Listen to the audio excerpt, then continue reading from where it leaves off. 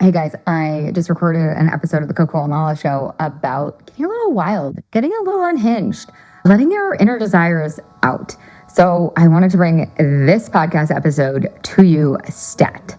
And I want to let you guys know that we are in the depths of our Pink Friday Yummy Mummy sale. So go to lauraconley.com/pink if you want to get the best deal we have ever offered on the Yummy Mummy experience. We are starting our next cohort in January. And if you go to lauraconley.com/pink, you're going to get on the early access VIP list and you will get those amazing perks. The best deal we've ever given. And yeah, I love you. I hope you enjoy this episode of the Coco and Lala Show. And I want you to let me know what unhinged thing you're going to do.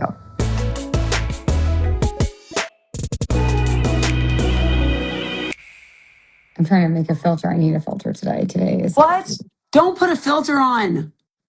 Remember when you did sun damage filter? Do that one. That's a fun one. Ooh, these are rough. Are you just playing with filters now? You're so crazy. Where are the filters? I'm putting on a filter. Stupid. How do you even do it? There's a button. There's like a little... There's like a little... I see it now. Oh, I see it. Your face looks great. I say definitely keep that face. Oh my God, what is this lipstick? Oh, I like it. No, you don't. What? Okay. Toxic glitch. We got to get it together. Okay, here's what we're going to talk about. Do you guys like not super cold string cheese? I like string cheese that's like been out of the fridge for like 20 minutes. It's just that's disgusting. Oh, really? I literally have my string cheese. I'm putting it in between my legs to warm it up. It's going to be so delish. This topic was supposed to be on how unhinged we are, and then you start with putting cheese between your legs. We are getting kicked off social platforms. We're doing it right.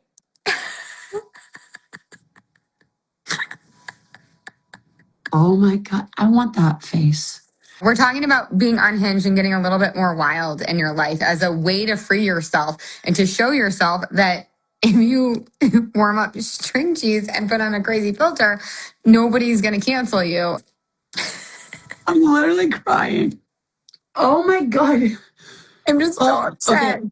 No, you know what? This is great. This is a perfect segue because like this weekend, I had so much fun at different parties. You may or may not have seen my Instagram stories. I did. Okay. But I laughed till I cried multiple times. And I was like, this is why we're alive, dum-dums. You should be laughing until you cry. And if you don't have a reason to laugh until you cry, then you need to go out there and find it. Oh my God.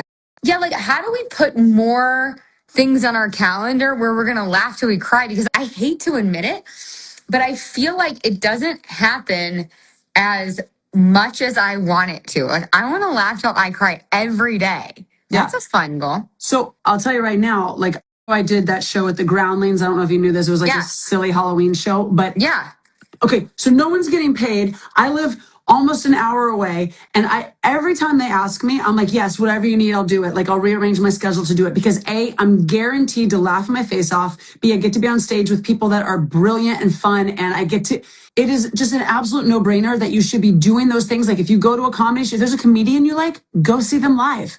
Take a risk, go to an improv show. Like these things are around. And so this is a problem for me in Denver. I've tried taking these risks and these comics out here. You might need to do a little research. Yeah, I'm going to do a little research, but that might be a goal for me for 2026. Like laugh till I cry every day. Oh my God. Every day? That's good.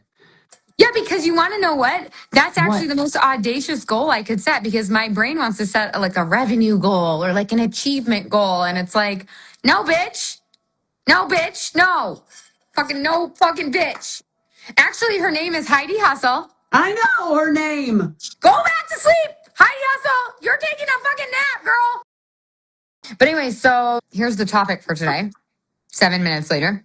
Nicole and I both feel that a lot of these women, moms, humans are walking around in these straitjackets and we're just following all these rules. And so to break free from the rules, and why might you want to break free from the rules?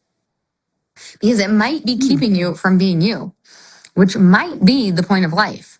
And it's also rude because we need your gifts. You have beautiful gifts that you may be blocking us from by following the rule book.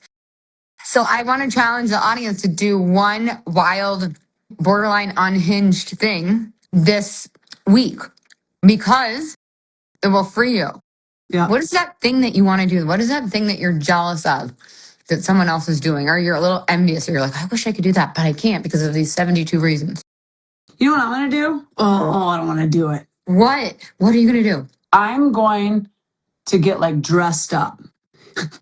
As I say, in my flannel and my joggers that I taught yoga in and that I wore yesterday. I'm going to get dressed up for something and I'm going to try really hard to look cute. I really admire people that do that. I look at them, I'm like, look at how cute. They really put some thought into that. That outfit is adorable. Like, that's a statement. I like it and it's expressive.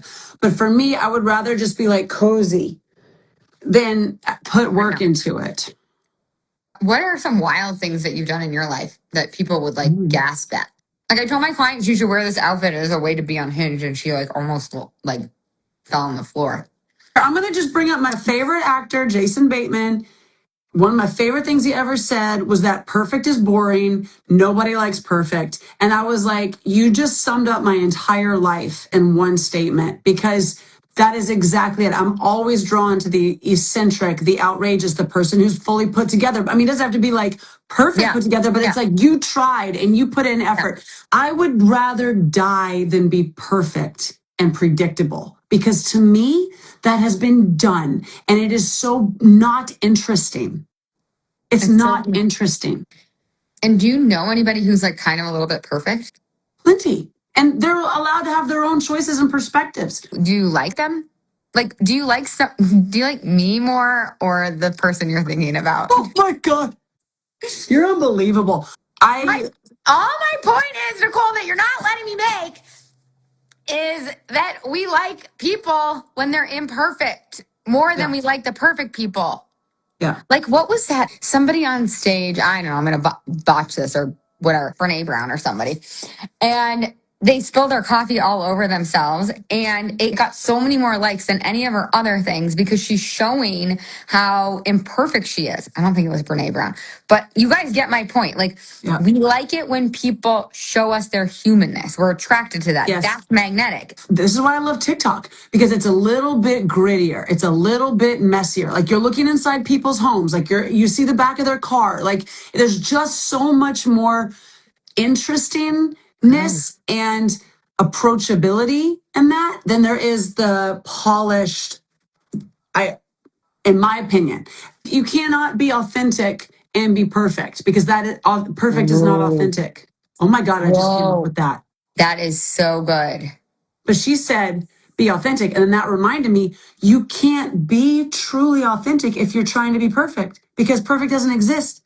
Oh, that's so good. So yeah, we got to make this a quote. Okay, well, there it is. It's a quote now. Yeah. Pick one or the other. But I do think authenticity is so scary. Not for us, but for other people, I think it's scary. And that's why I think we should challenge them to do something wild or audacious or unhinged, because then they'll show themselves, oh, I did the thing, like wore the outfit or whatever, and I didn't die. I think the reason why it feels so scary is because they don't have enough practice, because they're doing maybe there are probably other reasons, but because they've been so busy following the like perfect playbook on how to be a woman, and they've been following it and it sort of worked, like ish, but not like really, because it's been passed down and some of us were distinctly groomed to embody it, and we don't know who we are outside of that.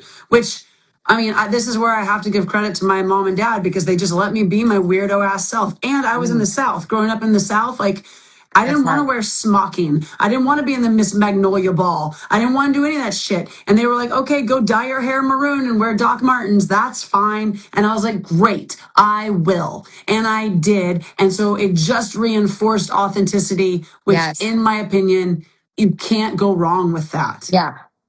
This is literally in my TEDx talk that I'm going to be doing, which is very exciting. But this is literally in it because Luna wants to dress the way that she wants to dress, obviously. Like, she's 8, so we've been able to preserve her and not let the outside voices in, right? She's been able to preserve her own inner knowing, her own sense of style, her own, what she wants. But it's so hard for me. I bet it was so hard for your mom too. Like, it's so hard for me to like, be like, yo, you're wearing that? I mean, I don't say that, but like, I bought her all this cute shit and it's matching and it's perfect and it's color coordinated. No, she wants to wear fake fucking hair from China that's like clipped in with, and it doesn't match with Adidas joggers and like a tutu. And I got to celebrate her because that's my fucking job.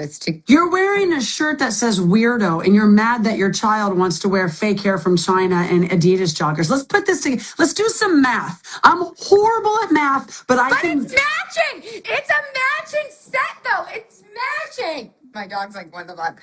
It's matching though, Nicole. Doesn't okay? Matter. It's coordinated. I don't like this filter anymore. So you have parameters around authenticity. She can only be authentic if it's coordinated and color matched. No, I'm not making her do it. I'm not. Oh, you're not. No, I let her do it. I let her wear the tutu and over the Adidas joggers with the plastic hair in her head. And That's good. Yeah, I do that. And once or twice or 3 times a year, I say, no, you have to wear this shit, bitch. No, I don't call my daughter bitch. Okay, so yeah. Well, anything else unhinged you want to do? One of my clients was like, I want to go roller skating naked. I'm like, wow, that's really good. That's really fucking unhinged. That's really unhinged. But I do think we're over scrolling, overeating, over drinking, over Netflixing because we are not allowing our unhinged, in quotes, desires to come up. So then what are we doing? Well, we can be a voyeur and we can watch the other people be unhinged. And that does not help you in any way. Oh, that sounds like fun though. But that's what we're doing. Oh, we're doing that. Oh, we're doing that. We're watching other people be unhinged and judging them because that's good girl programming. And if you know anything about that, it's so dangerous and toxic and cumulative. Because if you were raised a certain way, then you're not even aware of that behavior or that thinking style, if you will. And then you're projecting that on other women. So you're judging them for being unhinged because you're doing the good girl routine. And it's like, at the end of the day, good girl doesn't get you anywhere. I mean, it might, but guess who's been there? Every other good girl before you. Yay. Yeah. Yay. There's no trophy. No. Yeah, and you're judging them maybe because you actually want a little bit of that unhinginess. Maybe. Yeah, I've done it myself. Oh my God. There was this girl when I was like 14 and she was a dancer and she was so weird. And I was obsessed with her. And I didn't judge her in a bad way. I was just like, how does she keep getting weirder? I was like, that outfit makes no sense. The way she moves in that she wore such a weird outfit to the audition the other day. Like, that's so, where did she even come up with it? Like, I couldn't even wrap my head around her fully embodied, authentic nature. And I was so envious of it. And I didn't even know what to do with that information. Oh, that's so cool. Did you ever voice that? I told her I thought she was awesome. I didn't know what to say. I was like 14. Yeah, no, I know. But if that were happening right now, that's kind of I would walk right up to her and I'd be like, I see you. And thank you for setting the example. Thank you for living on the edge. Thank you for being you, authentically you, like 110%. It's so cool. And just keep doing it. Okay. I love that. And what would you tell the 14-year-old you about what she was noticing? Like, I think you now have more language around what you were experiencing in your body. Yeah. It was envy and appreciation commingling. Yeah. Because I was so envious of her creativity and like the way she worked. Then also like really I appreciated it. I just didn't know how to make sense of it. Oh, that's so cool. Yeah. And that's where I think envy is so helpful. Okay, I wanted to say something about the Good Girl Playbook real quick and then we could end. So I think that this is like such a timely conversation because I think a lot of women in our 30s, 40s, and 50s were like, okay, I followed the Good Girl Playbook. I like got the degree or I chased a dream in LA. I mean, you were being a bad girl from a very early age. You didn't go to college. I'm just kidding. I'm just teasing you. I think what you did is way more admirable than what most of us did. But my point is, a lot of us are waking up in our 30s, 40s, and 50s, and we're like, wait a second, I followed this good girl playbook, whatever, got the husband, got the kid, got the house, like, did the thing, did the playbook. And then we were waking up and we're like, oh shit, this doesn't feel like I thought it was going to feel. Yeah. I thought this was going to make me feel something. Yeah. The important thing is, you start by, first of all, appreciating the version of you that got you to the place that you are, because you're not going to get anywhere if you can't appreciate that version. And then forgiving yourself for whatever. Like, I remember when I was in therapy after I had divorced Leland and Bo was a baby. And I remember she goes, when are you going to forgive yourself for the choices that got you here? And I was like, oh no, I have. And she's like, and I was like, okay, I absolutely haven't. Fine. But she made it so clear. She goes, nothing about your life and the realizations you're having now would be landing if you didn't step through all the puddles of mud that you stepped through to get here. And I was like, oh God. So you have to acknowledge the good girl. That's great. Yes. No. That's exactly right. And you have to, like, I think forgiveness for sure. And also awe. Or like gratitude. Yeah. And what you're also touching on is like, you didn't do anything wrong or bad. You're not in trouble. Like it's almost like, what if there was nothing to even forgive? Like, I don't know. It's like the air that we breathe is the good girl playbook. It's like impossible not to follow it. So I think, yes, forgiveness. And I wouldn't say it's impossible not to follow it, but I'd say you have to be conscious. Yeah. Well, you have to be conscious, because otherwise it's default programming. It's default programming. And I do think you and I both had mothers that were a little bit before their time in terms of like, we're going to set aside this programming or this rule book or whatever, and we're going to like let our kids be themselves. Like, yeah, we're lucky. Yeah. But yeah, you're right. It's possible to make a new choice. So it's like the difference between it's not your fault, but yet maybe it's your responsibility. Like it's just the best. It like sums up life right there. It's not your fault, but yes, it is your responsibility. How do you want to keep showing up? What does your life look like moving forward? Yeah. You have to address it. So that's that. I want everyone to do something unhinged. And I want them to tell us about it. Should they get a face tattoo? Wait, fuck. Okay, this is what I'm going to do. I'm going to get a tattoo. I'm not on my neck, not my face. Just kidding, not my neck. No, this is actually the unhinged thing I'm going to do. I'm so excited. Okay, no, I'm literally going to do this. I've never gotten a tattoo. And I realized this past week that I have thought, like, I can't get a tattoo. My dad hates tattoos. So, there's that. There's that. Oh, yeah. Daddy's girl can't go and get a tattoo, ruin everything. Get tatted up. Do you know that you can get tattoos in white ink? So it's like you can hardly see it, but you can see it. I did know this. Oh, my bitch better have a white ink, because guess what? The Yummy Mommy retreat on Friday, she's coming to do piercings and tiny tattoos. And I was like, I'm not going to get a tiny tattoo because I have like 4% good girl left in me. And now that's going to be the unhinged thing that I do, because it is unhinged for me. I'm so glad we came to it, because I couldn't think of anything. There you go. But you have to do something unhinged too. Well, you don't have to, but I want you to. I want to take back my unhinged get dressed thing, because I really don't want to do that. No, that just sounds like a chore. Okay, yeah, you're right. Unhinged. You don't have to tell. You don't have to tell us. You can. I really can't think of anything. White ink is not unhinged enough. Oh, Sue, but it is if you have good girl programming and you're scared of tattoos. Oh, I think she's right. I think she's right. Okay, I think you should do fluorescent pink and turquoise Care Bear tattoos and a tramp stamp across the back of you. Yes, cry. You should be crying. How are you doing that? Tramp stamp?